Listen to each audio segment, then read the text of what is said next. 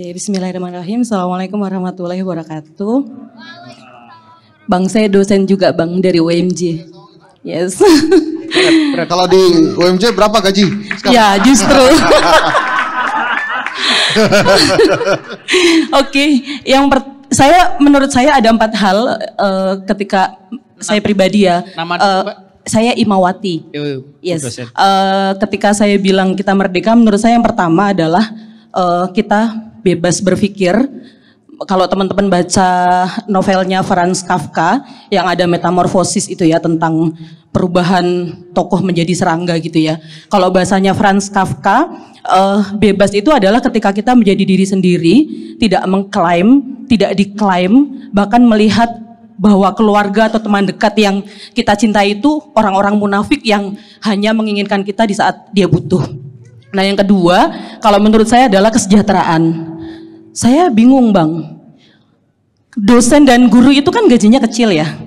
Dan kita tidak pernah bersuara karena kita diklaim manusia yang memang luar biasa tanpa tanda jasa dan pahlawan gitu ya. Sehingga ketika dosen dan guru bersuara, gajinya kurang atau tidak sejahtera, itu kita dianggap pemberontak. Makanya kita selalu diam gitu ya. Nah tapi kalau teman-teman baca karyanya Umar Khayyam, Profesor Umar Khayyam, beliau bilang di salah satu novelnya, saya punya semua koleksinya, level sejahtera itu sederhana sebenarnya. Makan 3 kali, ada snack 1 kali dalam sehari, bisa rekreasi sebulan sekali atau 2 kali, cukup. Itu sejahtera. Dan sayangnya mohon maaf, saya nggak ngerti gitu loh. Kenapa sih pemerintah nggak bisa ngasih gaji kita yang semuanya naik kan? Rumah naik, sembako naik, pendidikan semuanya naik gitu ya. Tapi kok gaji kita kok segitu-gitu aja, nggak layak gitu ya. Nah yang ketiga, keamanan. Kalau teman-teman baca kutipannya W.S. Rendra, beliau menegaskan bahwa aman itu adalah patokannya hukum dan akal sehat. Tapi ketika kemudian pemerintah atau negara menekan atau memaksa masyarakat untuk sepakat dengan hukum tanpa ada contoh yang benar, itu adalah penindasan. Dan sayangnya hukum kita luar biasa, tapi mohon maaf ternyata akal sehatnya tidak dibenarkan. Nah yang terakhir adalah literasi. Teman-teman, saya udah selesai S3 Bang. Saya kuliah lagi di India, second master dari ASEAN Scholarship. Saya baru pulang 3 minggu ini. Jadi saya bukan pinter. No, aku bukan pinter. Saya suka sekolah. Saya nggak pinter, saya biasa aja. Cuman saya senang sekolah. Nah tapi Bu Dubes kita di India bilang, teman-teman, India tidak selalu negatif. Saya 2 tahun di sana, saya ambil World Literature in English, keren banget literasi di sana. Nah tadi Mas Abrang sempat nyinggung persoalan cara pandang kita sebagai generasi muda. Kalau menurut saya PR-nya cuma 1, literasi. Teknologi semua orang bisa belajar, numerasi semua orang bisa belajar. Tapi di India, Bu Dubes bilang, Bu Ina, India itu literasinya 5 besar dunia. Dan saya ngelihat betapa orang India belajarnya luar biasa, buku disubsidi, dan budaya diskusinya keren banget. 3 jam profesor ngejelasin di kelas, nggak ada yang megang HP satupun. Semuanya diskusi dan keren banget, dan saya belajar literasi dari India. Mohon tanggapannya. Terima kasih. Assalamualaikum warahmatullahi wabarakatuh. Ini India Mas Karim. Tadi kayak pengen nyakar itu Mas ngomongnya. Coba ada Mas Gibran di depan itu, kecakar tuh. Ini masih kecakar tuh Mas. Masih nuntut gaji naik, ini pengangguran semua ya. Iya. Jadi ini inspirasi buat perempuan-perempuan Maiyah, perempuan Maiyah. Jadi sekolah lah, kata mbaknya tadi bukan pinter. Tenang mbak, kita nggak bilang pinter. Santai aja. Sama mbak, saya juga S3. Rencana. Iya. Jadi di India Mas Karim. Mas Karim ini di Belanda. Mbaknya di India. Saya punya teman namanya Salman mbak di sana. Salmanto ya. Kalau di sini sahabat saya, guru saya namanya Hendrikan. Oke, monggo Mas Karim. Silakan sebelah kiri dari Bangladesh nih katanya Mas. Okay, hello my friend, my name is Tata and today we are going to talk about India. Ya, mencari ruang sempit pendidikan ya. Nah, mungkin sedikit panjang tapi nggak panjang banget lah. Dan saya mohon koreksi ya dari Mas Abrang dan teman-teman yang lain juga jika ada salah-salah kata. Oke, saya Tata, saya seorang software engineer. Saya dari Simpul Maiyah Purwokerto BTW. Lah iya, lah. Juguran Syafaat ya. Saya dari Juguran Safangat. Itu mengadu nasib di sini. Oke. Iya. Kalau kita ngomongin pendidikan ya tadi ya, mencari ruang sempit pendidikan, terus pakai konsep lingkaran yang tadi disampaikan oleh Mas Abrang, berarti itu kita ngomonginnya ilmu pengetahuan ya. Jadi ilmu pengetahuan di dalamnya ada pendidikan, di dalamnya ada pertanyaan. Nah, yang mendasari pertanyaan yang paling di level individu kita nih ya, ada curiosity atau keingintahuan gitu. Nah, jadi kalau di level kita semua nih ya, yang ya setara lah ya kita semua ini, itu keingintahuan ya. Jadi pendidikan ini kalau menurut saya berarti ada di tanggung jawab negara dan pemerintah begitu. Nah, ngomongin negara dan pemerintah, banyak sisi yang memang harus dibenahi seperti itu, banyak sekali. Ekonomi, law, governance, kesehatan, infrastruktur publik ya, semuanya kacau, tidak merata juga ya, dan juga dikorupsi begitu ya. Cuma kalau kita ngomongin masalah korupsi, waktu itu di Purwokerto Mas Sabrang sudah menyampaikan, tonton saja di YouTube ya. Ini teman-teman nonton juga kalau belum nonton. Namanya channelnya GCP Grey, The Rules for Rulers. Nah itu. Oke, lanjut. Sebobrok apa sih pendidikan kita? Nah, ya orang kalau mau nyerang argumen orang lain itu masih pakai nyerang pribadi ya atau ad hominem begitu. Malah yang lebih konyolnya nuduh malsuin ijazah gitu. Gitu ya kan. Orang ngomong itu yang dilihat bukan substansinya, tapi apa yang mereka pakai gitu ya. HP-nya apa, itu yang level paling rendah gitu ya. Mobilnya apa, jamnya Rolex apa enggak kayak gitu. Atau anaknya siapa begitu. Ini mohon maaf ya Mas Abrang. Mas Abrang ini memang substansinya itu ada ya. Itulah kenapa kita di sini juga berdiskusi dengan Mas Abrang begitu. Cuma ada peran dari Cak Nun juga begitu ya, jadi di situ ada privilege juga sebenarnya, walaupun ya substansinya itu memang sangat dapat kita gitu. Mungkin saya bisa klaim at least 20% di sini mungkin nggak akan mendengarkan Mas Abrang kalau bukan putranya Cak Nun begitu. Bold ya, tapi silakan nanti dikoreksi gitu. Nah, lebih parahnya lagi ya. Ya kita sekarang dipimpin oleh orang yang IPK-nya 2,9 begitu ya kan. Terus kalau kita ngomongin secara komunal, beasiswa juga tidak merata, tidak ada skema yang membantu untuk meraih pendidikan lebih tinggi secara fair. Pendidikan dasar itu dikatrol ya, oleh oknum-oknum tentunya. Terus guru dan dosen juga tidak sejahtera. Tapi bebannya sangat banyak yang akhirnya menimbulkan oknum-oknum baru juga. Teman-teman di sini ada nggak yang skripsinya itu dimanfaatkan untuk sebagai paper dosen? Pasti ada. Banyak ya. Ah itu. Padahal itu kan bentuk dari tridharma harusnya. Cuma jadi ya gitulah adanya. Nah terus kita udah bayar nih kuliah ya. Mau negeri atau swasta. Tapi kenapa masih ada skema DO di situlah? Gimana gitu loh. Ya udah tahu kita sandwich ya kan ya. Ibu harus dikasih, adik harus dikasih, pacar harus dikasih yang punya gitu ya. Nah, kok kita mau mencari nafkah nggak bisa gitu loh. Maksudnya di tengah-tengah kita ngerjain skripsi gitu, agak molor-molor dikit nggak boleh kayak gitu. Padahal kita bayar, kan gitu ya. Nah, terus yang menurut saya sebagai Gen Z lucu lagi. Lah kok kita takut dengan banyaknya informasi gitu loh. Ya oke, memang bisa dianggap noise gitu. Tapi hal ini tidak akan terjadi kalau misal fondasi kita kuat gitu loh. Kalau kita kalau awareness kita terhadap ilmu pengetahuan itu lebih terbuka gitu loh. Ya apa orang-orang nggak kepo?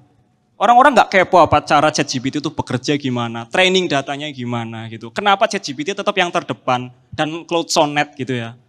Emang nggak kepo gitu? Malah lebih kepo sama bagi-bagi duit di daerah mana kayak gitu. Nah. Gitu kan.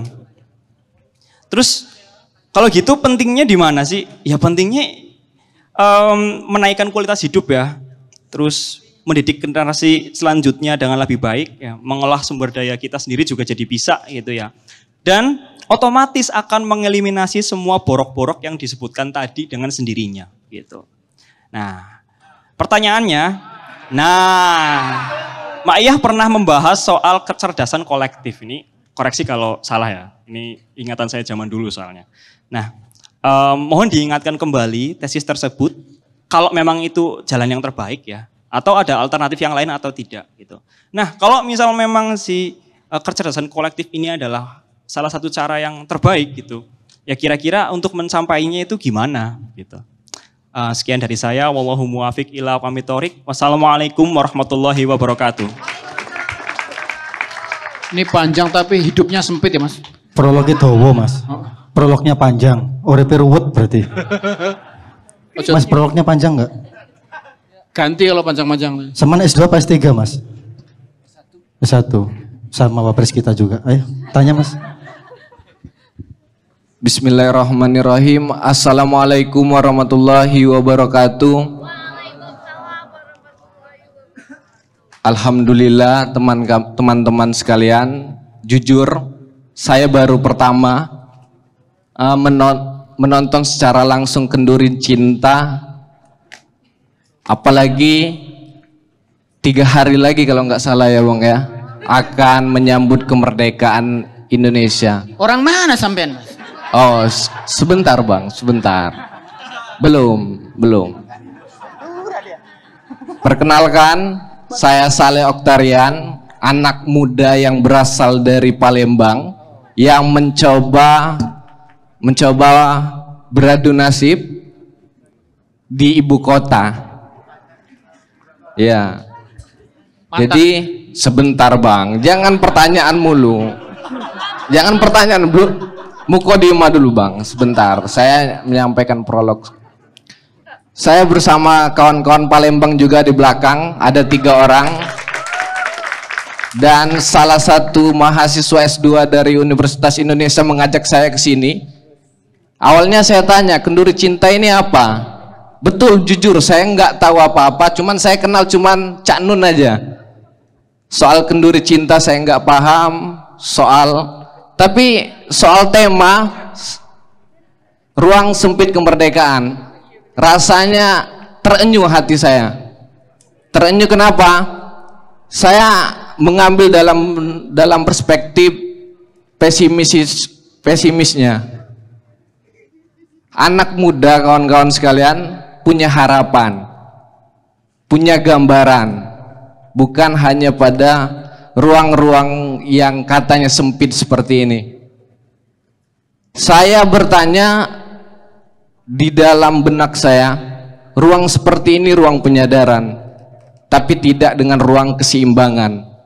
Ruang keseimbangan yang aku maksud adalah percuma kita pada ruang yang hanya berdiskusi namun tidak ada aksi.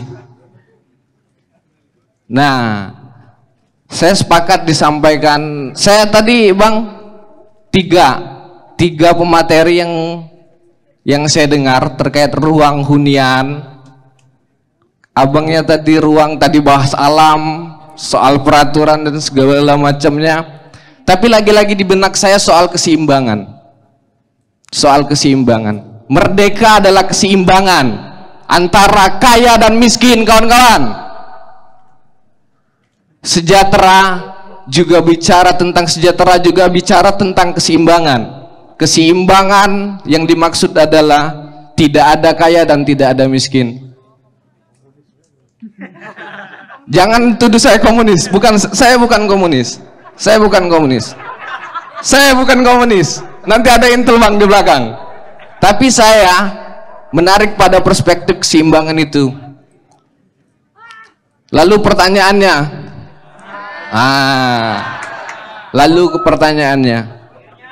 pertanyaannya. Tadi juga sebelum pertanyaan, sebenarnya di ruang diskusi ini sudah lengkap, seimbang. Di sini ada ruang kritis berasal dari akar rumput masyarakat. Di sini juga ada katanya istana ya Bang, dari istana. Jenuh juga saya, jenuh. Iya. Intel juga ada sih. Kenapa Bang? Intel juga ada. Oh, Intel juga ada. Oke. Jadi pertanyaan saya, Bang, langkah konkret apa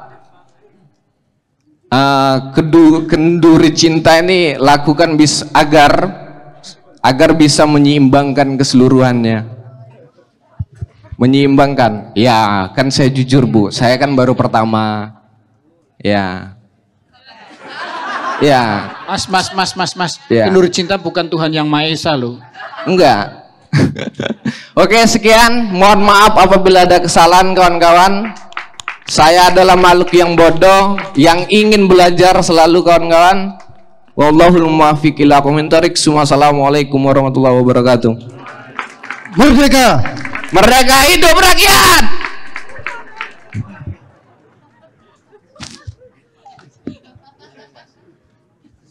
Tadi makan apa, Mas? Sabar ya, Mas ya. Sabar. Kehidupan memang pahit. Sabar. Ambil air wudhu, Mas. Ya. Wong kita galau yang urip Mas. Mas maju di depan, Mas. Bismillahirrahmanirrahim. Assalamualaikum warahmatullahi wabarakatuh. Sebelumnya saya minta maaf kalau dalam 1-2 menit ke depan saya menyita waktu teman-teman, sekiranya apa yang saya sampaikan ternyata nggak penting, nggak lucu ataupun nggak pantas didengar. Perkenalkan, nama saya Canggih. Terakhir saya bertanya itu ketika pertama kali saya, iya beneran namanya saya Canggih, di KTP ada, bukan nama istilah. Ya, terakhir saya bertanya ke depan di Kenduri Cinta itu di pertemuan pertama saya menemukan Kenduri Cinta 2013. Ketika itu saya merasa, wah ternyata saya nggak sendirian. Ternyata pertanyaan-pertanyaan yang ada di kepala, kegelisahan-kegelisahan yang ada di hati itu ternyata banyak yang ngerasain yang sama kan gitu. Nah 2013 itu saya pertama dan terakhir saya berikrar untuk udahlah nggak lagi-lagi nanya. Nggak lagi-lagi maju. Kenapa? Karena ya jangan-jangan ngomong di depan itu menyita waktu yang nggak perlu gitu. Padahal beliau-beliau bisa berbicara yang lebih berilmu misalnya seperti itu. Cuma nggak tahu kenapa malam ini setelah sekian tahun saya ingin mengungkapkan beberapa poin ya. Yang pertama tadi terkait premisnya Mas Sabrang ya tentang sistem planet. Tadi ada premis yang mungkin kurang konsisten, saya coba di di kepala itu. Loh kalau memang bumi itu menghasilkan makhluk hidup, lalu di Mars, di Venus, di Neptunus, apa konsistensinya kan begitu. Akhirnya saya coba cari tadi diskusi sama AI bentar, jinna wa ma khalaqtul jinna wal insa, ternyata jinna itu adalah sesuatu yang tersembunyi dan insa adalah sesuatu yang terlihat. Jadi di Mars, Venus juga pasti ada yang tersembunyi dan pasti ada yang terlihat. Di bumi ada yang tersembunyi, entah itu makhluk halus atau apapun itu. Wa ma khalaqtul jinna wal insa, berarti ada yang tersembunyi, ada yang terlihat, dan spektrumnya pasti sama di semua planet. Jadi ternyata konsistensi premisnya teruji. Nah dari situ saya coba kembangkan lagi di kepala, loh lalu yang terlihat di pemerintah, di negara itu apa? Ada yang terlihat yang namanya pemerintah, ada yang terlihat yang namanya negara, tapi ada yang tidak terlihat. Ada yang bisa dicaci yang namanya pejabat, ada yang bisa dicaci yang namanya presiden, wakil presiden, menteri dan lain sebagainya. Tapi berarti ada yang tidak bisa dicaci. Entitas macam apa yang tidak bisa dicaci itu? Itu premis pertama. Yang kedua adalah kita merdeka, namun setelah kita merdeka, ternyata cuma ada pilihannya itu antara republik atau sosialis. Pilihannya antara IQ, zodiak, weton. Pilihannya tidak semerdeka itu ternyata. Republik dengan kapitalisnya, sosialis dengan sistem ekonomi bawaannya. Ternyata Indonesia tidak memiliki kemerdekaan yang seluas itu sehingga kita mendefinisikan sesuatu itu baik dan buruk. Saya baru melihat juga kontennya Mas Sabrang tentang spektrum baik dan buruk itu. Akhirnya saya coba lihat di Asmaul Husna yang mencoba antitesa dari tes zodiak. Zodiak itu Virgo punya sifat baik, punya sifat buruk. Sagittarius sifat baik. Loh kalau di Asmaul Husna tidak ada loh sifat buruk. Semua sifat baik. Tapi sebagai contoh Rahman, Rohim dan Wadud. Rahman cinta yang luas berarti saya mencintai Indonesia. Rahim cinta kelompok berarti saya mencintai KC. wadud, saya mencintai individu, berarti saya mencintai istri saya. Spektrum buruknya, mencintai Indonesia dengan apatisme, spektrum rahimnya itu berarti mencintai KC dengan bagi-bagi proyek tambang kalau saya jadi pejabat. Kalau wadudnya berarti saya memanjakan istri saya, anak saya, atau pribadi-pribadi tadi itu, oh berarti tidak ada dong yang buruk sebenarnya, yang ada hanya spektrum. Itu mungkin yang selaras dengan kontennya Mas Abraham. Terus lagi-lagi berbicara tentang pilihan yang sempit tadi, kita merdeka dan pilihannya hanya kapitalis atau sosialis. Nah kapitalis sendiri itu ternyata sebuah hal yang normal, hal yang wajar, yang sudah ada sejak zaman sebelum Masehi. Fir'aun itu sudah menganut kapitalis yang belum didefinisikan oleh Adam Smith. Berarti itu sebuah normal, sebuah kenormalan, sebuah entropi kalau dalam istilah fisika. Iya, sorry Bang. Nah, jadi entropi ini ternyata solusinya adalah Islam. Ternyata solusi dari entropi kapitalisme adalah bagaimana afala takkilun, afala tatafakarun, bagaimana kita bisa membendung entropi ini dengan intelijensi keislaman gitu ya. Nah, pertanyaan saya, sorry sekali lagi kalau terlalu panjang. Mungkin ini mengutip Cak Nun ya, ada poin yang mengutip Cak Nun. Memangnya rakyat pernah salah apa? Kok kalian menipu berkali-kali? Memangnya rakyat pernah salah apa? Serakahnya kalian itu gak punya nurani. Lah memangnya rakyat pernah salah apa? Dramanya makin kesini makin tolol sekali. Nah, memangnya rakyat pernah salah apa? Busuk, bau jijik, kayak tai. Pertanyaannya, memangnya rakyat pernah salah apa? Dan jawabannya mungkin karena memang salah kita yang kurang bertanya atau kurang membaca. Terima kasih. Assalamualaikum warahmatullahi wabarakatuh. Rakyatnya salah coblos Mas.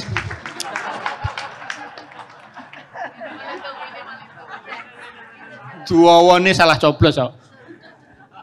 Ada 4 pertanyaan ya tadi Bang Adi. Kita persilakan dulu Om Marco. Yang teringat di benak tadi, emang pertanyaan agak kritis-kritis tadi, ada yang dari hari pertama masuk sebagai kuliah, ada yang sudah 12 tahun ini. Yang dari Palembang baru hari pertama harus belajar dulu biar canggih kayaknya. Tapi langsung ketemu jawabannya, salah pilih tadi. Jadi lebih canggih yang Palembang sehari tadi. Silakan Om Marco.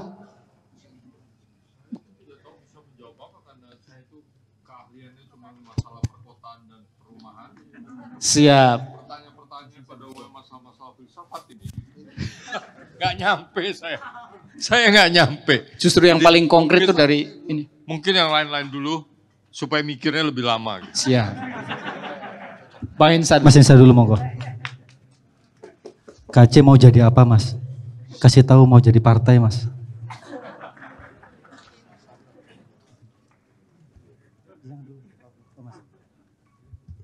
Kan susah-susah.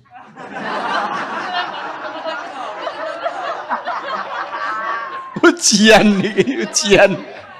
Loh, iya itu kan ngomong misalnya. Monggo. Tadi tuh. Kemerdekaan adalah keseimbangan. Ya boleh. Boleh. Kan merdeka terserah aja deh mau ngawup itu apa kan. Kadang-kadang kan kita terjebak dengan kata-kata yang penting happy itu.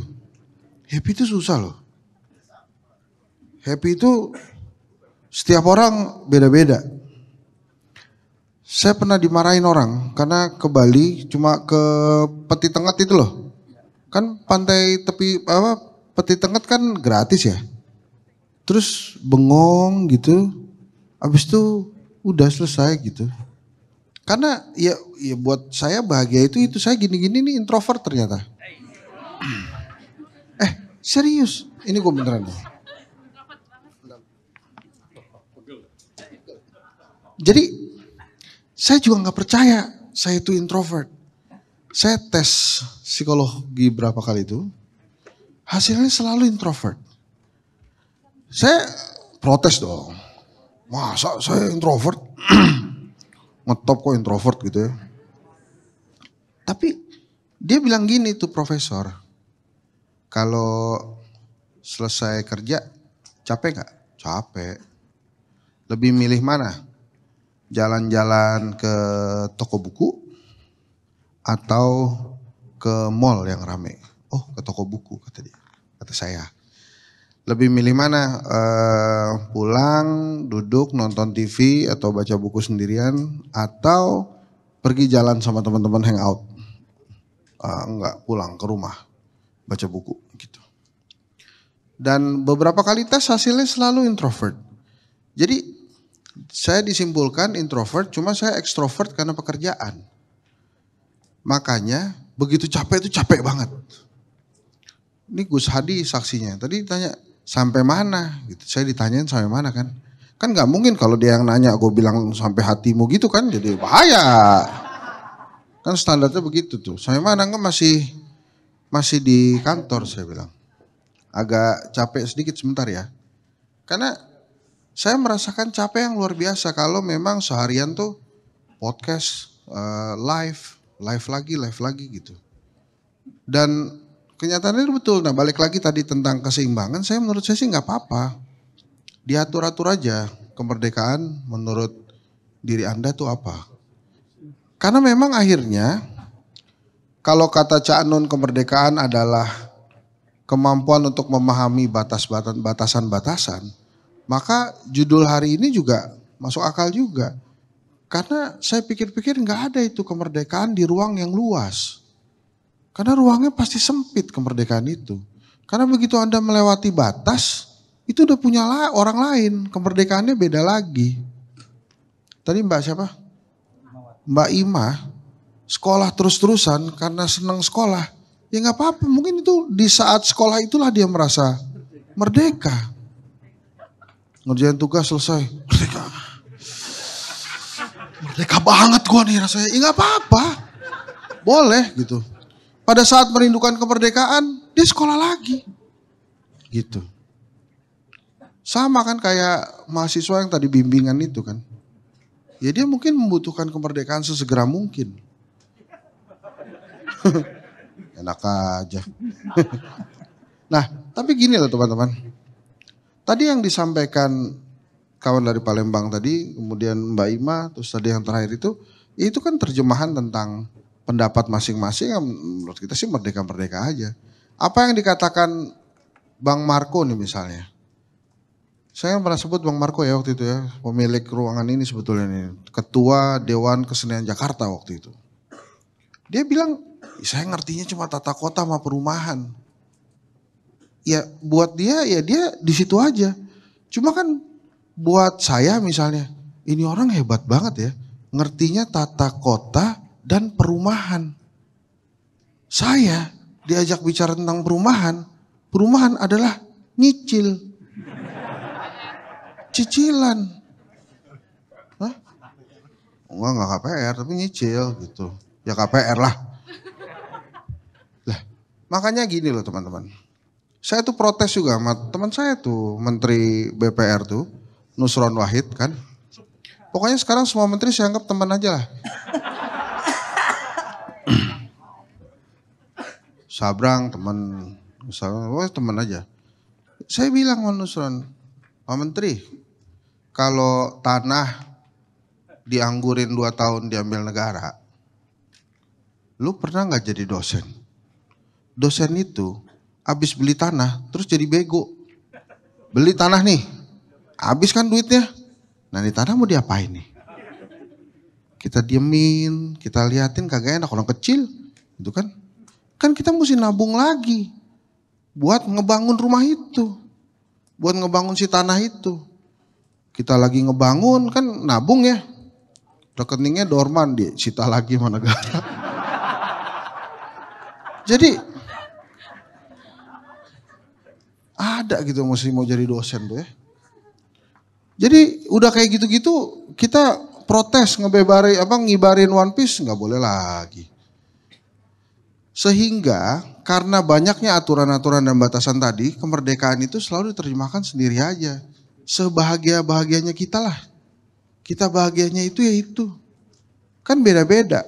Kan banyak tuh ya di timeline. Kalau cowok lagi sendirian ngopi di teras, itu artinya dia sedang merenung. Wah, merenung. Kopinya mau nambah apa enggak. Tapi ya itu kan bahagianya gitu. Bahagianya orang itu ya pada saat ngopi. Sama kayak saya. Saya kan bisa aja tadi karena lelah capek memutuskan untuk tidak hadir di Kenduri Cinta. Tapi saya menolak memutuskan itu. Karena buat saya hadir di Kenduri Cinta itu membahagiakan. Ketemu teman-teman gitu ya. Saya udah duduk di belakang tadi disuruh ke belakang sini. Udah di belakang tadi saya. Jadi menikmati juga saya kehadiran di Kenduri Cinta itu. Ada rasa kerinduan yang ya pengen aja hadir. Nggak harus naik ke panggung tapi hadir ngelihat teman-teman ngobrol-ngobrol, ketawa-ketawa bareng kita. Ada yang mau pulang ketahuan gak jadi pulang. Itu kan kenikmatan tersendiri tuh. Nah, dan bicara di Maia di Kenduri Cinta kan bebas-bebas saja. Jadi kemerdekaan sih silakan, mau yang sekolah lagi saya kagum tuh. Ada orang senang sekolah terus. Bagus Pak, pertahankan itu. Nanti kalau udah lulus sekolah lagi gitu ya. Lu ngerjain tugas gak sih? Kan kalau sekolah ngerjain tugasnya banyak ya. Tapi gak apa-apa, mungkin kenikmatannya itu, bahagianya itu. Jadi udahlah, itu tadi pertanyaannya bagus-bagus. Dan menurut saya itulah bentuk kemerdekaan dari si penanya tadi. Terserah aja. Kemerdekaannya si penanya itu ya itu. Hidup rakyat, habis itu dia ngerasa merdeka kan.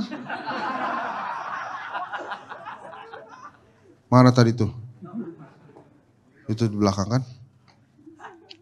Ya nggak apa-apa, ya itulah kemerdekaan gitu. Saya sama Fahmi, mungkin kita lagi bisik-bisik nungguin nanti jam 2 Liverpool main sama Bournemouth. Pertandingan pertama. Apapun hasilnya, pokoknya kita senang aja nonton.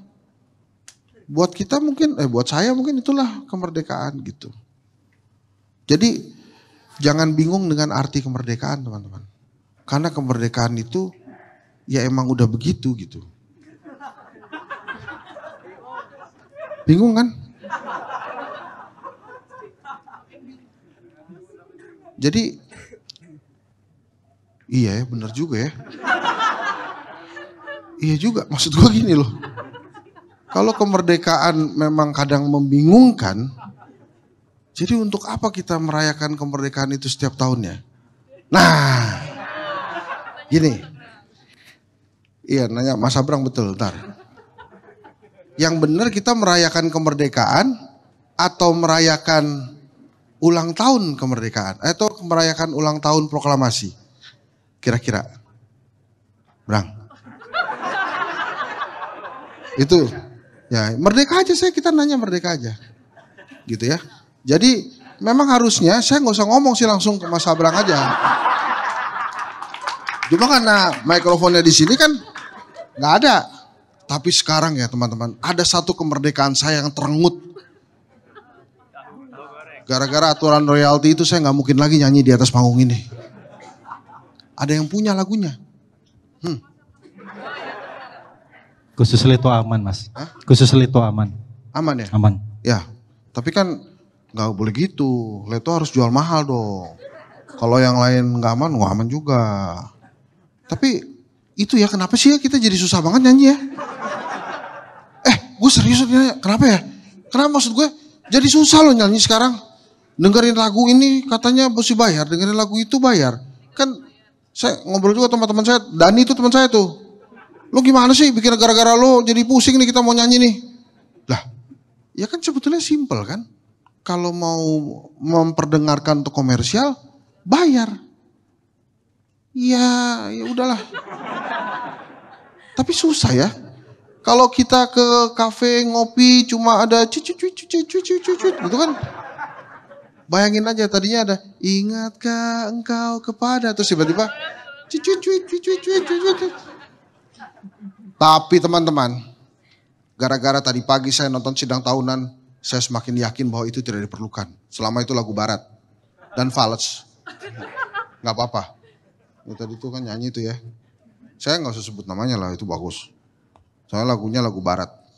Itu, udahlah ya. Merdeka. Jangan. Makasih Bang Esa.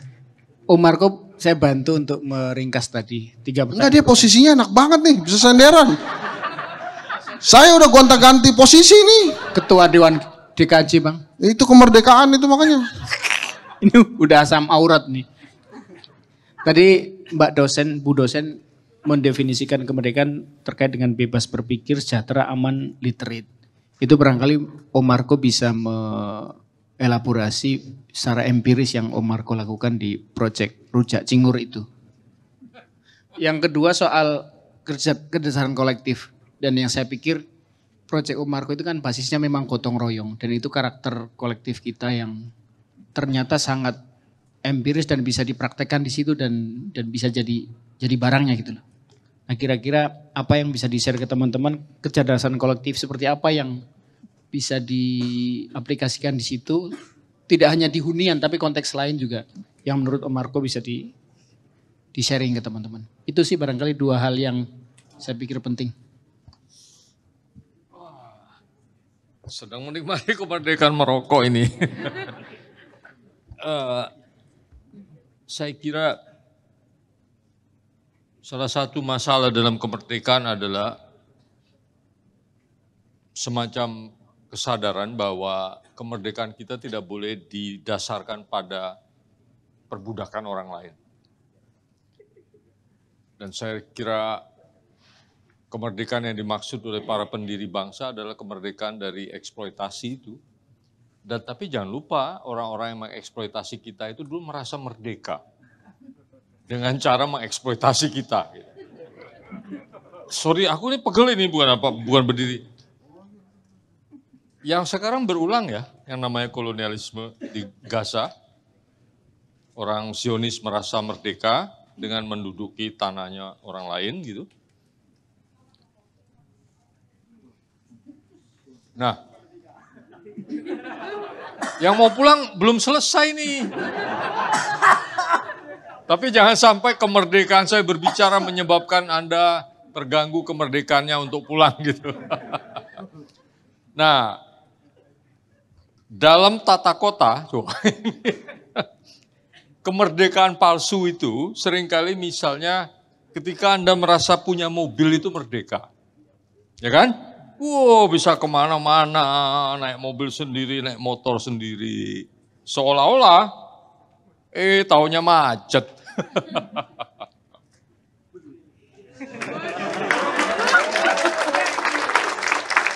Saya merasa merdeka itu karena sudah punya kartu Transjakarta layanan gratis lansia.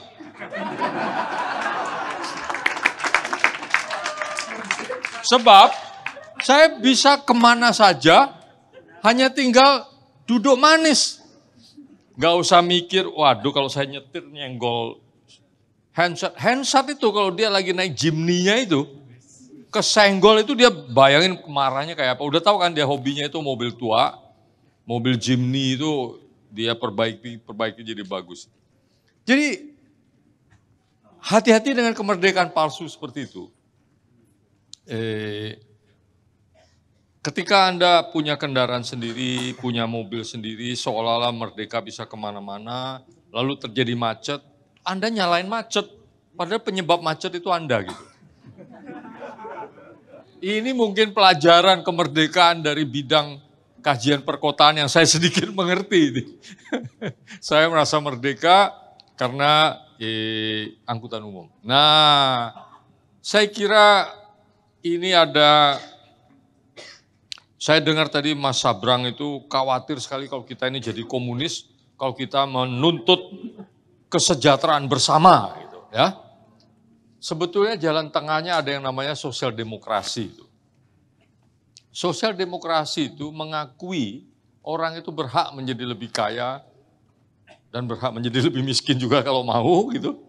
Tetapi ada hal-hal yang bisa diupayakan supaya perbedaan itu tidak terlalu besar. Karena kalau perbedaan itu terlalu besar, maka kita tidak bisa menikmati kemerdekaan itu. Saya tidak bisa membayangkan Anda nikmat makan, kalau di depan Anda itu ada orang kelaparan kan? Bahkan sekarang ini, perasaan kemerdekaan kita terganggu hanya dengan lihat foto bayi mati di Gaza itu. Jadi, kalau menurut hemat saya yang sedikit-sedikit sosialis tapi bukan komunis, Mas. Menurut saya harus ada suatu kesejahteraan minimal yang dinikmati semua, yang mencukupi. Di atas itu kita bisa terima tuh perbedaan-perbedaan itu. Nah, pendekatan sosial demokrasi itu melakukan intervensi apa yang disebut menghilangkan circumstances. Circumstances itu keadaan. Misalnya, Anda lebih mudah menjadi wakil presiden hanya karena Anda anak presiden. Gitu. Ya? Atau Anda lebih mudah masuk perguruan tinggi tertentu karena Anda anaknya dosen. Misalnya.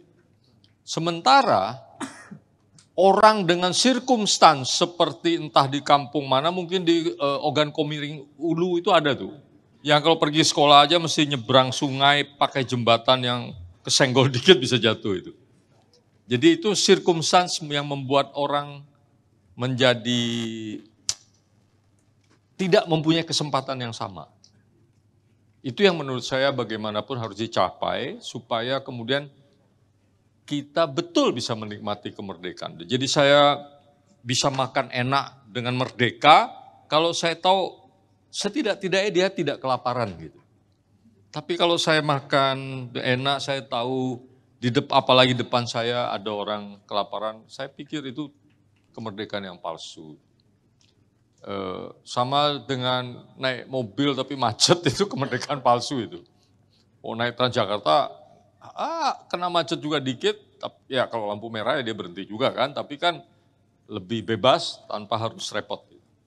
Nah, soal kecerdasan kolektif ini benar. Jadi koperasi itu sebenarnya didasarkan kepada juga keyakinan bahwa kalau kita bertukar pikiran dengan banyak kepala, hasilnya lebih cerdas daripada kita berpikiran sendiri. Sebenarnya kalau berpikiran sendiri itu nggak berpikir juga, itu namanya orang, bahasa Inggrisnya orang gendeng itu. Ini mohon maaf ya, saya orang yang tidak saleh, jadi saya peminum juga itu, tapi bukan peminum tapi minum. Nah tapi orang Jepang itu punya pepatah begini, kalau minum itu nggak boleh menuangkan minum diri sendiri itu nggak boleh. Artinya apa? Jangan minum sendiri. Loh, kalau kamu nggak boleh menuangkan minummu sendiri, kan berarti harus dituangkan orang lain. Nah, berarti ada temennya tuh. Jadi gotong royong gitu. Tetapi begini, selama ini kan memang koperasi itu ditekan-tekan ya. Reputasinya buruk sekali. Gagal dan lain sebagainya, karena itu bahkan ada kementerian yang membuat saya kaget, mereka itu membuat peraturan bantuan mereka tidak boleh disalurkan melalui koperasi, kebayang nggak?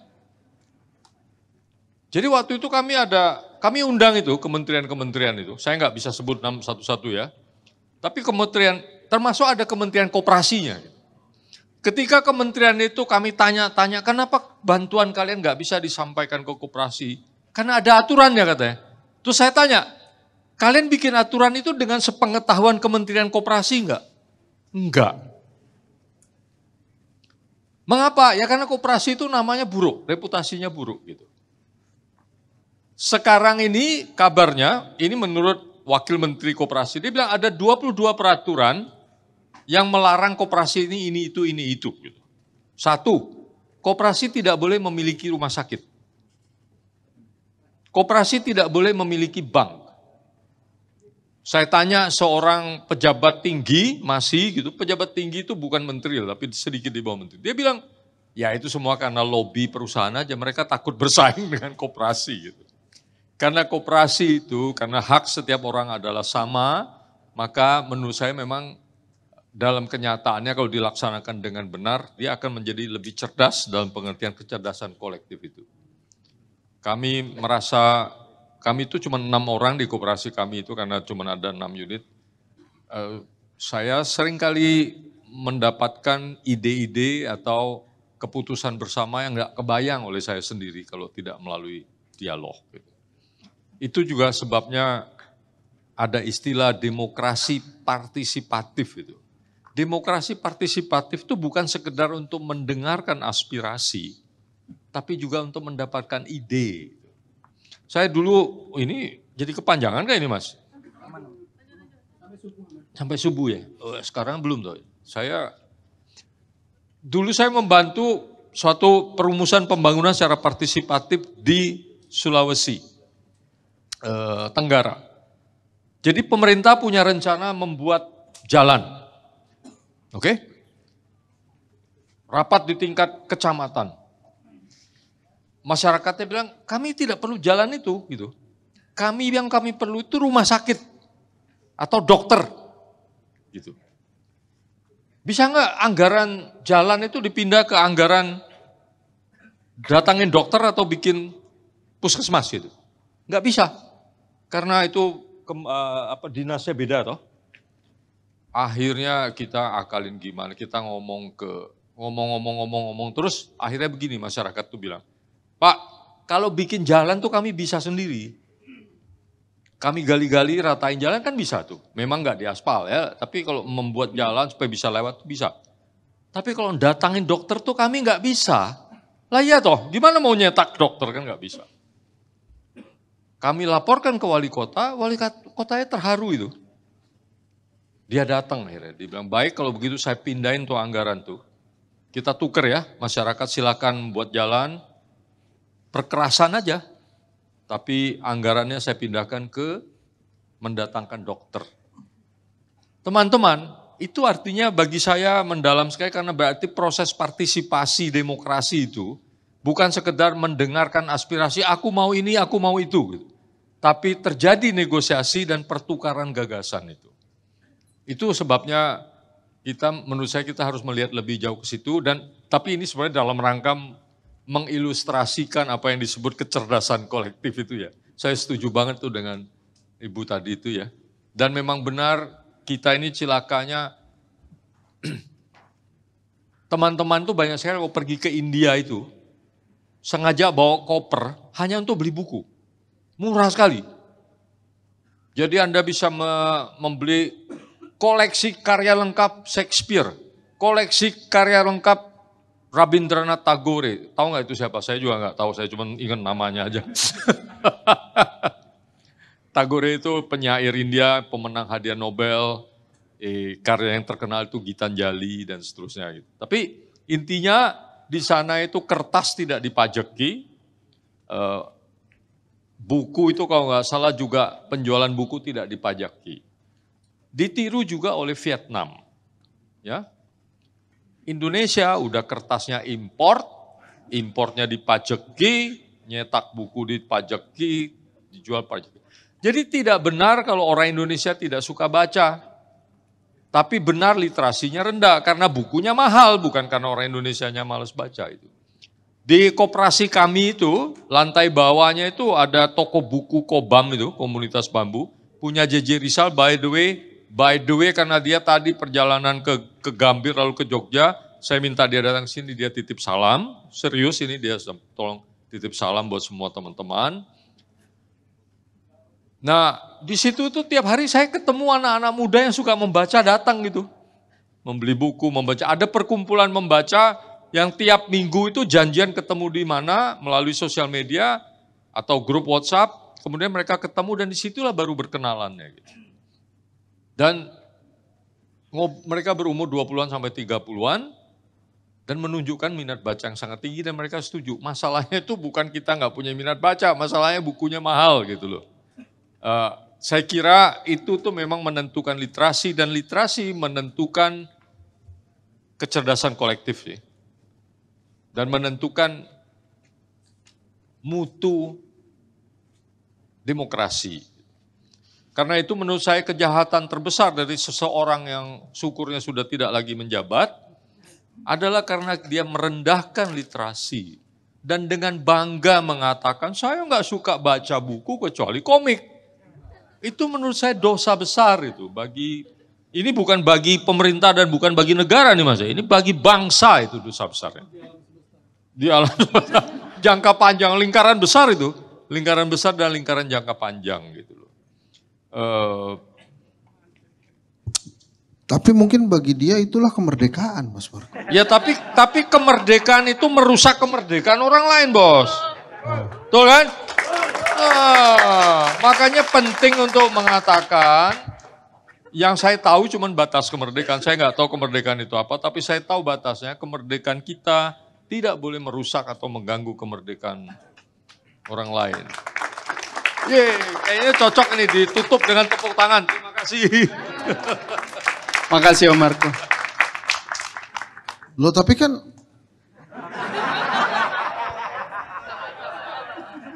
Sabar Pak Yasa. Kita pindah ke Om Sabrang. Dari 4 penanya tadi ada satu yang ini penting untuk teman-teman garis bawahi. Penanya yang menanyakan hal konkret apa yang bisa dilakukan Genruwo Cinta untuk menyeimbangkan semua. Saking desperate-nya, saking putus asanya 80 tahun dia tidak mendapatkan jawaban itu, dia menuntut KC.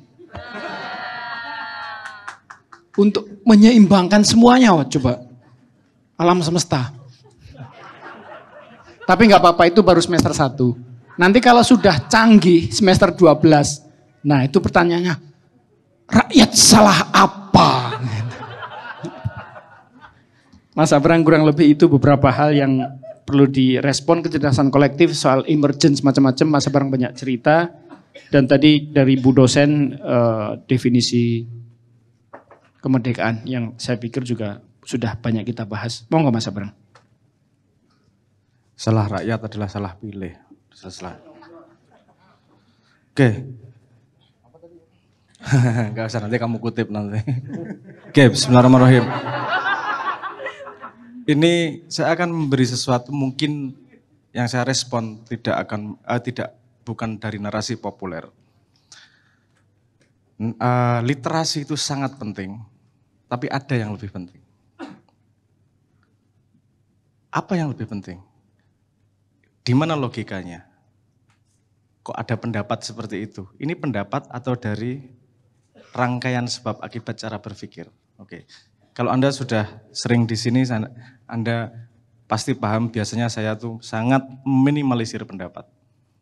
Selalu melihat gimana ya sebab akibatnya dari third party-nya. Kalau literasi itu penting untuk umat manusia, apa yang terjadi ketika manusia belum ada tulisan? Oke, berarti ada sesuatu yang lebih penting daripada tulisan. Oke, baca tulis. Oke, itu satu pertanyaan. Titik yang kedua, ilmu yang paling penting buat manusia itu yang gimana sih?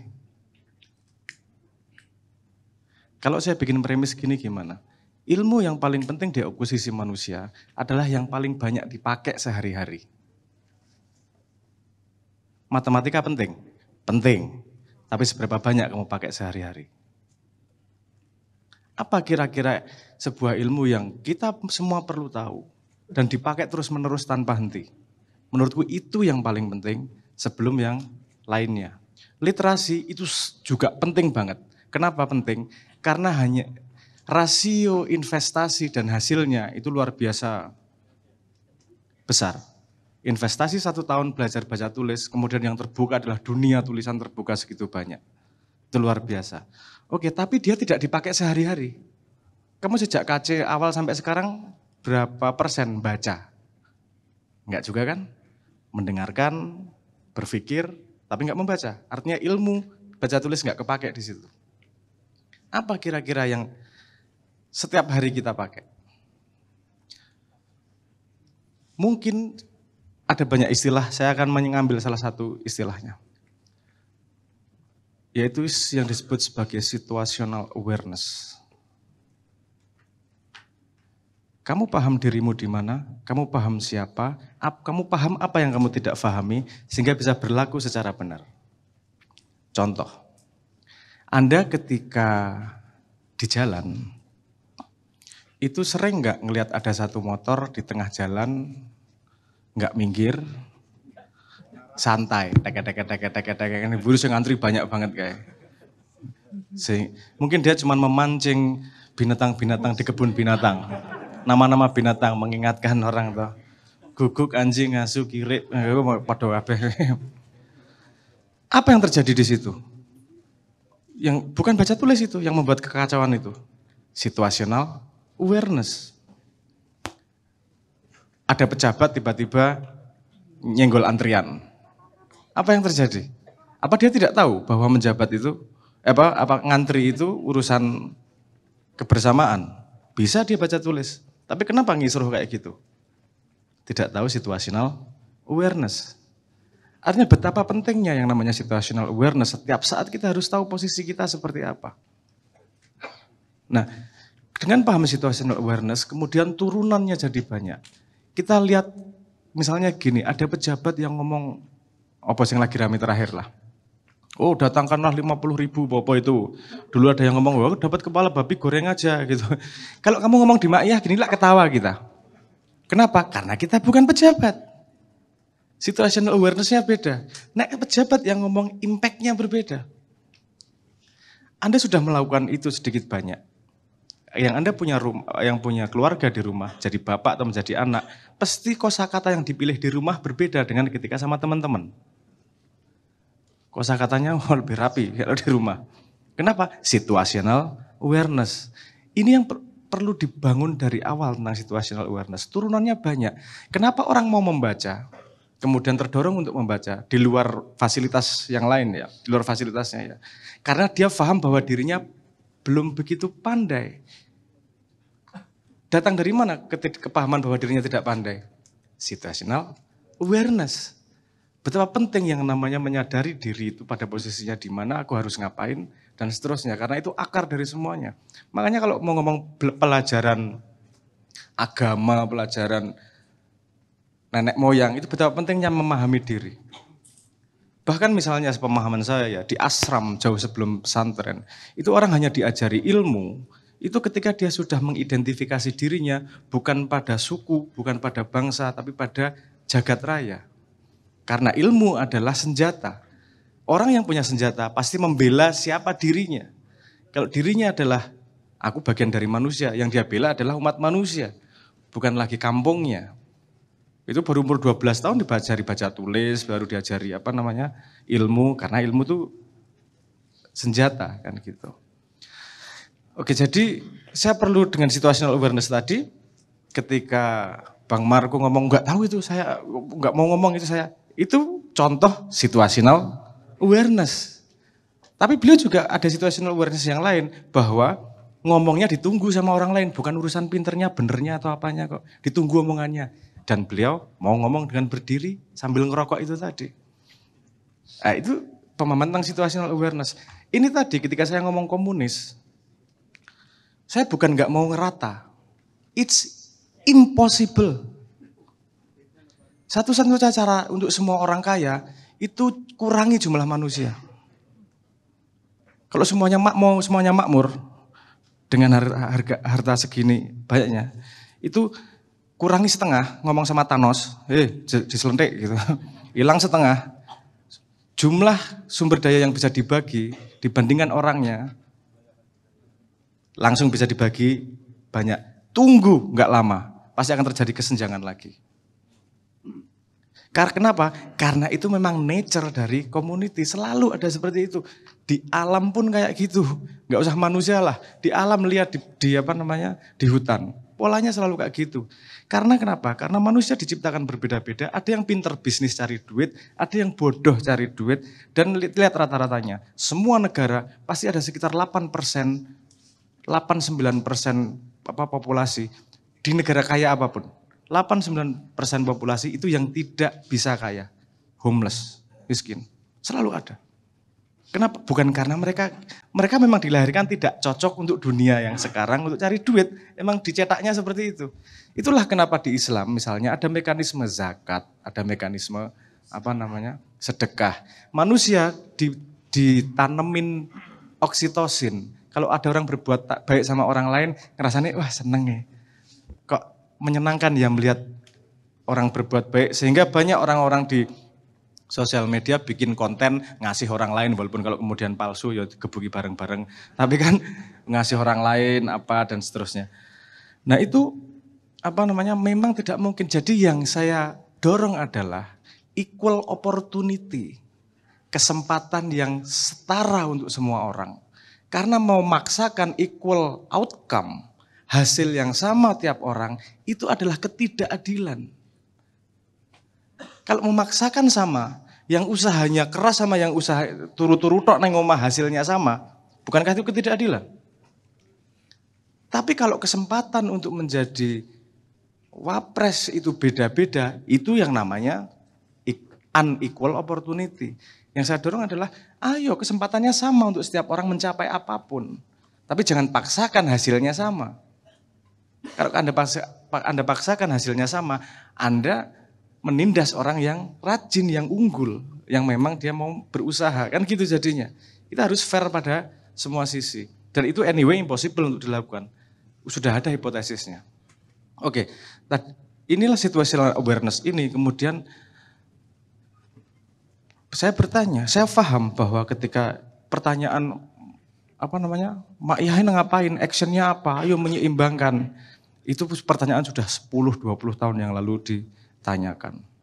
Kenapa? Pertama karena tidak menganggap bahwa ngobrol dengan idea adalah action. Makanya penting yang namanya literasi dan situational awareness. Cari dalam sejarah dunia di mana perubahan tidak dimulai dari ideas. Tidak dimulai dari kematangan berpikir. Kalau Anda bergerak tanpa ideasmu sendiri, pasti Anda alat orang lain. Ada yang punya idenya orang lain. Alasannya sedikit, ayo demo, pokoknya kita tidak setuju. Oke, berangkat demo. Yang punya ide pokoknya yang berangkat demo ini. Kamu cuma alat demo kemudian. KC sudah melakukan hal ini, Kenduri Cinta yang di Jakarta aja. Di Indonesia ada 62 titik kalau nggak salah. Di Jakarta ini sudah melakukan obrolan kayak gini 25 tahun. Memang menyengajakan untuk tidak menjadi ormas, untuk tidak menjadi partai. Kenapa? Karena sudah ada. Oke, kita ngambil literasi lagi. Untuk mengambil sebuah teori untuk membuat sebuah perubahan, itu ada 4 tahap. Pertama, lahir dulu keresahan. Karena tanpa keresahan orang tidak akan mencari jawaban. Keresahan itu butuh ilmu. Itu yang disebut sebagai emergence. Setelah emergence, dia tahu dia mau tackle masalah apa. Oke, aku senang tentang kesehatan, tackle masalah kesehatan. Aku senang pertanian, tackle masalah pertanian. Itu kemudian yang disebut sebagai coalescence, pemadatan. Setelah pemadatan disebut sebagai, berikutnya adalah birokratisasi.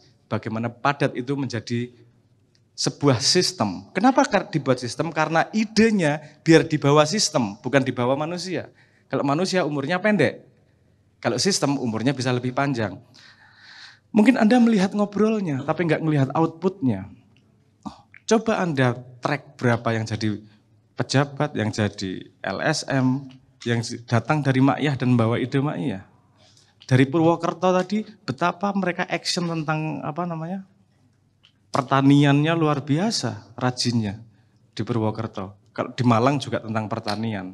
Ada yang tentang kuburan, yono neng Mak Yah ngendi ngono kuwi. Rajin banget nek memetakan kuburan. Monggo, itu keresahan yang mungkin memang mereka rasakan, terus kemudian mereka pengen memecahkan masalah itu. It's okay. Kita nggak memaksakan kamu memecahkan masalah apa. Dan keseimbangan itu tidak akan pernah bisa dilakukan oleh satu orang. Orang kita hidup bareng-bareng kok. Keseimbangan itu dilakukan oleh collective intelligence ini tadi. Saya paham ya. Emergence, ketika saya ngomong emergence tahu nggak artinya? Emergence adalah sesuatu yang muncul yang kita tidak tahu sebabnya. Keluar sendiri. Karena kamu pinter, bisa merumuskan masalah jadi resah. Kebalik. Kamu pinter bisa memahami situasi, kamu resah, kemudian bisa mendefinisikan masalah. Pertama resah dulu, raenak dhisik. Itu yang mengibarkan bendera Mugiwara, itu dia taunya resah. Tapi belum kemudian memadatkan untuk bisa menjadi partisipatif ini tadi. Kalau kemudian dia bisa merumuskan, diteruskannya menjadi demokrasi partisipatif, seharusnya seperti itu. Oke, jadi lagi-lagi, Ma'iyah adalah tempat emergence mengumpulkan orang-orang. Anda tidak mungkin tahu tentang kegiatan seperti ini, tentang koperasi untuk membangun rumah, dan mungkin terinspirasi kemudian mereplikasi. Beliau pasti sangat suka kalau banyak replikasi. Karena ini urusannya ideas dan membangun bareng-bareng. Gimana ini akan bisa tersebarkan kalau kita nggak duduk bareng dan saling bagi pengalaman? Jangan pernah mengatakan bahwa duduk dan belajar itu bukanlah action. Karena action hanyalah mengejawantahkan sesuatu yang sudah kamu gagaskan. Tanpa gagasan, kamu hanyalah alat dari gagasan orang lain. Sesimpel itu.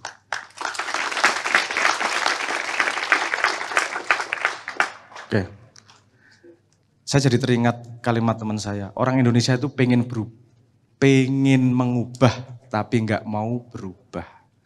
Kalau pengen perubahan, nunjuk orang. Kok kamu nggak gerak? Padahal dirimu juga bisa gerak. Tapi males, atau enggak berani, atau gimana. Ayo, tajamkan pikirannya. Jangan berangkat ke hutan dengan gergaji yang tumpul. Di Ma'iyah ini adalah menajamkan gergaji agar kamu bisa memberantas pohon-pohon di hutanmu sendiri-sendiri. Idenya gitu. Dan Simbah, dan itu spesifik saya ngobrol sama Simbah, memberi batas kepada Ma'iyah di mana. Ma'iyah akan tetap bertahan pada emergence. Karena ini tempat yang kosong. Ini tidak ada yang mau kayak gini nih. Anda coba tanya sama partai, bisa nggak ngumpulin orang sampai jam segini tanpa dibayar atau bagi-bagi kaos? Gak mungkin, wes. Organik kayak gini tidak mudah sama sekali. Bisa itu kalau ada kepatuhan spiritual misalnya. Nek kiai gede pulang wedi kualat, wedi mencret getih misalnya gitu, ya pasti bertahan kabeh. Ma'iyah sak bebas-bebas sih. Ma'iyah tuh pernah yang datang cuma 10 orang. Di Jombang itu pernah yang datang dari 10.000 orang jadi cuma 100 orang, kemudian jadi 5.000 orang, enggak terpengaruh, jalan ya jalan. Karena urusannya bukan mengumpulkan massa. Dan kita tidak memaksa kamu untuk pengen belajar. Yang pengen belajar akan datang dan kita sinau bareng di sini. Urusannya gitu. Ini action yang kosong. Karena dianggap pendidikan hanyalah ada di sekolah. Oke, apa mana yang tak jawab? Oh, gini, collective intelligence. Collective intelligence itu bersandar pada situational awareness. Salah satu contoh collective intelligence itu gini. Semut itu satu kelompok, satu penduduk itu bisa 500 juta. Betul nggak? Mereka punya menteri tenaga kerja enggak? Enggak punya, tapi enggak ada yang nganggur. Mereka punya presiden enggak? Yo, dianggap pemimpin, sing tugasnya ngendok terus kuwi. Punya ratunya.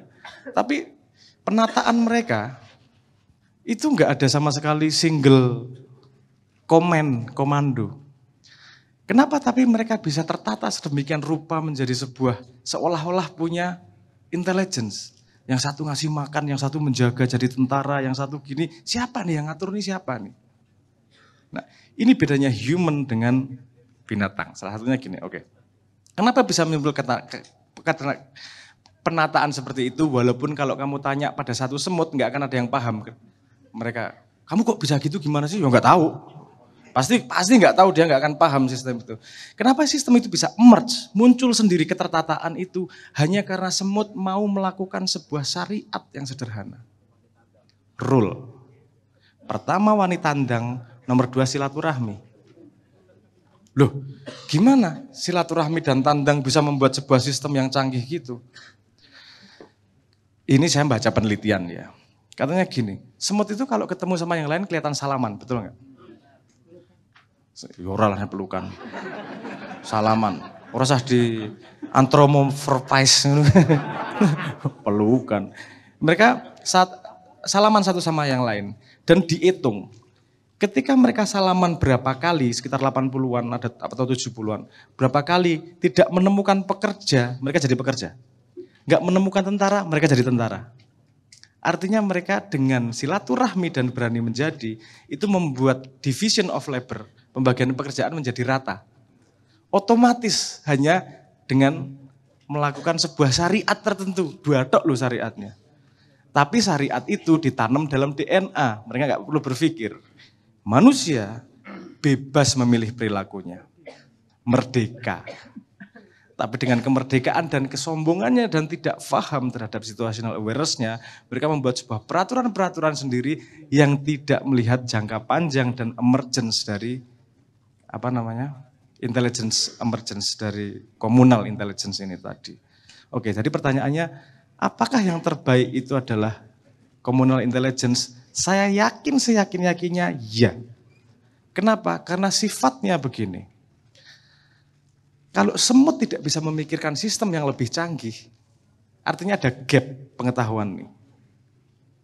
Kalau mau menata manusia dengan baik, itu tentu tidak bisa dipikir oleh satu manusia. Tentu akan muncul sendiri nih sistemnya. Jadi kita semua nggak bisa gagas. Sebenarnya ada teori-teori, tapi lihat semua hasilnya. Pasti ada runtuhnya. Nah, kemudian gimana untuk memunculkan collective intelligence ini? Kalau agama mengajarkan syariat. Coba kalau segini melakukan semua syariat, kita sudah lihat buktinya zaman keemasan Islam. Sudah kelihatan buktinya. Kalau mayoritas melakukan syariat tersebut, entah gimana, pokoknya ntar muncul-muncul sendiri. Kebayang itu. Oke. Tapi kalau kita tidak melakukan syariat, itu yang muncul adalah sistem sintetik yang dibuat seperti republik apa dan seterusnya itu tadi. Tapi tentu kita semua tidak Islam toh. Oke, kita mundur selangkah. Kita tidak bisa bersandar pada syariat yang bisa diikuti oleh semua orang. Coba cari satu titik yang kita semua harus punya sambungan sama. Apa itu? Oke. Sorry ya, rada kompleks ya, pertanyaanmu rada kompleks soalnya. Jadi gini, manusia itu action berdasarkan reality yang dia pahami. Realitasnya yang dia pahami. Kalau 2 orang ribut di Indonesia, dua-duanya mengalami realitas yang berbeda dan punya kebenarannya sendiri-sendiri.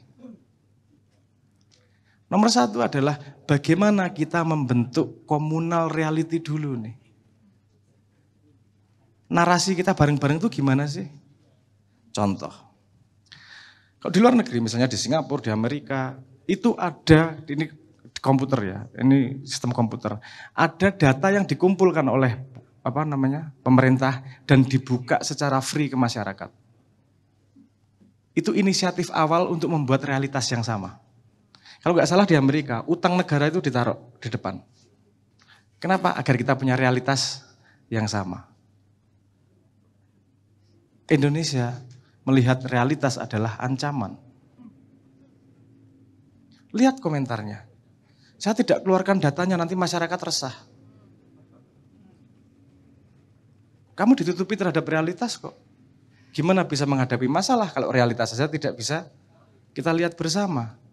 Yang sini ngomong pendapat A, yang sini ngomong pendapat B. Kita tidak pernah mendapatkan sumber primer untuk bisa melihat realitas. Kalau tidak ada B, kita bisa melihat realitas, artinya semua kehidupanmu dikontrol oleh informasi yang diberikan secara sintetik. 10 tahun yang lalu nggak mungkin membuat realitas komunal. Sekarang mungkin. Apa? Dengan teknologi baru. AI. Saya jelasin teknisnya agak panjang. Bukan AI yang kamu pakai di GPT sama di Anthropic, Kimi atau GLM. Tapi AI itu jenis teknologi yang baru. Barusan di Cina itu membangun tol selebar 12,9 meter sepanjang 157 km pakai AI tanpa manusia. Yo, ono ding manusia ngawasi tetepan yo. Ngawasi, tapi AI-nya dominan banget di sana. 157 km ngomongin AI. Perbandingannya dengan kita Indonesia yang tiap hari ribut soal bendera atau ijazah. Emang kenapa kita harus mengikuti mereka? Enggak harus mengikuti mereka. Jangan lupa Indonesia juga hidup di panggung dunia. Kita enggak hidup sendirian, kita hidup di panggung dunia. Kita perlu lihat itu ancaman dalam tanda petik ya, ancaman dari luar itu. Itu gimana bisa terbangun kalau kita punya realitas bersama untuk membangun communal intelligence itu tadi. Communal intelligence itu tadi. Satu yang menurut saya paling penting, itu ngomong teknikal ya. Kalau sekarang ngomong konseptual high level, yang paling penting sekarang adalah membuat sistem. Saya tak mundur sedikit. Saya teringat kalimat panjenengan tadi. Oke lah, semua semua kalau bisa rata.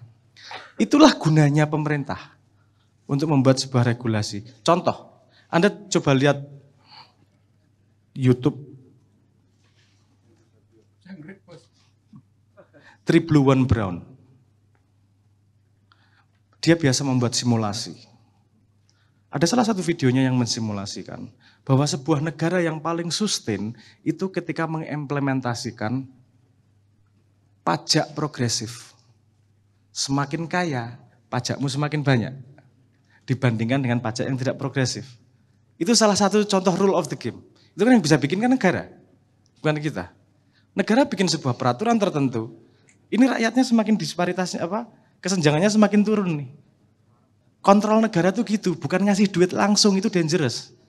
Karena dia akan terketergantungan sama negara. Harusnya negara membuat sebuah rule of the game, pemerintah membuat sebuah rule of the game, di mana outcome dari para semut-semut ini terjadi pemerataan. Nanti pasti ada yang kaya dan ada miskin, pasti. Itu nggak bisa diapa-apain. Harapannya adalah kalau semua dikasih duit, itu juga bahaya. Nek wong jahat dikasih duit. Apa sebenarnya? Gini, ada duit sama lama-lama 5 miliar. Kamu mesti ngasih ke orang, nggak boleh kamu ambil. Kamu kasih ke orang pintar apa orang bodoh? Orang pintar, harapannya 5 miliar itu bisa trickle down effect untuk bisa melipatkan untuk ke orang lain, kan harapannya gitu. Apa yang terjadi kalau, bukan trickle down, salah istilahnya, ripple. Ada ripple efeknya, duitnya banyak dipegang oleh orang pintar, peduli sama orang banyak. Efeknya ripple nih, jadi lebih banyak yang jadi makmur. Kalau duitnya banyak dipegang oleh orang bodoh, mementingkan dirinya sendiri, nggak peduli dia. Yang kaya semakin kaya, yang miskin semakin miskin. NFL, Anda tahu NFL ya? Nggak populer di sini. NFL itu football Amerika sing balik koyo ndok lho. Apa ndok itu? Karena penelitiannya memang di situ, penelitiannya di situ. Penelitiannya begini. Sistem mereka hanya maksimal mampu mengkonversi talent mengkonversi potensi menjadi aktualisasi. Jadi olahraga beneran itu cuma 6%. Yang ketangkep itu cuma 6%. Itu membuat olahraganya jadi luar biasa populer. Karena yang terbaik yang di atas, meritokritas lah dalam tanda petik, meritokritasnya jalan. Itu hanya 6% loh konversinya. Tapi terjadi ripple efeknya. Yang pinter di atas, yang hebat di atas, lainnya terinspirasi dengan itu, semakin terjadi cycle yang baik. Kalau yang di atas bukanlah yang bisa dicontoh, lihat generasi berikutnya, pasti akan nyontoh itu. Ngapain saya kerja berat-berat, orang dia kayak gitu aja bisa naik kok. Banyak menteri sekarang, sahabatmu, barang menteri gue aku ngerti ceritanya. Wah naiknya tuh ya, sekarang itu yang bisa naik dengan cepat, itu syaratnya sederhana, nggak punya malu dan nggak takut masa depan. Nggak takut akhirat, itu wah ya bisa. Situational awareness-nya sangat rendah. Oke. Sorry yo, saya panjang-panjang ya, dan agak kesana kemari. Tapi dapat intinya ya, Communal intelligence itu nanti akan menghasilkan meritokrasi dan seterusnya. Tapi yang dipegang bukanlah orangnya, tapi rule of the game-nya, paham ya? Oke, Mas tadi itu tentang planet apa ya? Tadi pertanyaannya apa toh? Sing salah rakyat apa ngono ya? Gue sak jawab lah, salah pilih. Saya tuh cuma pengen mengatakan gini loh. Semua planet itu ngikuti sebuah peraturan karena mereka ikut gravitasinya bumi. Gravitasi saya matahari. Tapi masing-masing punya ekspresi sendiri. Ini kalau saya terusin, ini saya melebu area non-scientific ini soalnya. Kamu jangan salah, yang punya kehidupan itu tidak hanya di bumi. Dulu Anda coba tanya sama siapa, sumbernya lah. Sekitar 1,2 miliar tahun yang lalu Venus ada. Nek sains sekarang belum sampai tapi. Jangan tanya sama saya bisa ngobrol sama yang tak terlihat itu tadi soalnya. 1,2 miliar tahun yang lalu. Dan Anda lihat ada ini anehnya nih. Ada daerah di bumi yang lebih ekstrim dari Mars, tapi ada kehidupan. Ada daerah di bumi yang lebih ekstrim dari Venus, tapi ada kehidupan. Kenapa di Venus tidak? Kenapa di Mars sekarang tidak? Ini ada rule of the game yang lain yang tidak bisa dipegang oleh sains. Karena ada jenis kehidupan seperti ini, itu adalah izin. Ketika sebuah planet mewakafkan dirinya untuk ditempati makhluk hidup, gampangannya gitulah. Dia meminjamkan bahan-bahannya untuk menjadi makhluk hidup, ya seperti ini, kue dan segala macam. Ketika kasih izin, semua ujung pojokan dari planet itu ada kehidupan. Ketika nggak ada izin, nggak ada satupun. Siapa yang mengizinkan? Itu rule of the game yang lain. Yang tidak bisa kita bahas di sini karena ada YouTube. Mesti kok akan cangkem wong-wong. Gitu ya. Tapi ilmu itu sangat banyak sumbernya dan kadang-kadang membaca itu nggak pakai tulisan. Really. Dan cara membacanya, belajarnya juga bukan seperti itu. Tapi sumbernya juga sangat banyak. Kalau sumbernya tapi yang sama apa? Situational awareness. Anda sholat sehari 5 kali untuk apa? Mengingatkan bahwa kamu hamba dari Tuhan. Apa itu artinya? Situational awareness. Betapa pentingnya aware setiap hari kamu gimana, boleh ngapa, nggak boleh ngapa.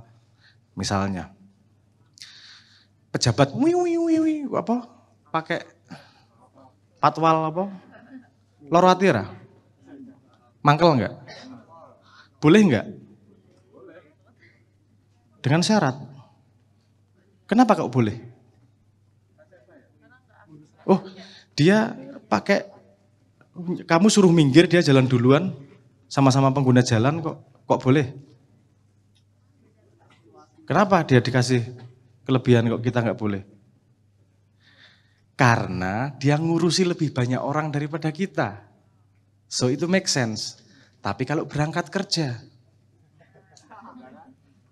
kalau pulang kerja, kamu kembali ke rumah tanggamu sama-sama kita. Jangan pakai rider kamu kalau pulang. Kalau berangkat, monggo untuk kepentingan kita bersama. Kalau pulang, yo aja saya enakmu dewe. IKB pengen balik ketemu keluarga ini. Nah ini salah satu contoh situational awareness itu tadi loh. Kadang-kadang kita memang boleh memberikan kelebihan kepada orang lain ketika tanggung jawabnya memang lebih besar. And it's okay. Kalau saya pernah ngomong di video, panjangan ya, terakhir ini. Saya pernah cerita di video tentang singa itu. Singa laki-laki itu kadang gak ikut berburu tapi pasti makan duluan. Kalau alam yang ngomong, kalau kita lihat di alam pasti ada sebabnya yang bisa dipelajari. Itu Quran alam semesta itu. Pasti ada sebabnya. Kenapa kok dia boleh makan duluan? Gak adil, gak ikut berburu kok. Dia dapat privilege itu karena dia punya tanggung jawab yang besar. Tanggung jawabnya apa? Ketika ada bahaya, dia yang maju duluan. Bukan yang lain. Dia melindungi pack. Sehingga dia dapat privilege. Pertanyaannya kemudian, orang-orang yang dapat privilege di pemerintahan di negara ini, apakah dia ikut menderita ketika bahayanya datang? Kalau tidak, berarti ya tidak lebih baik daripada singa. Terima kasih.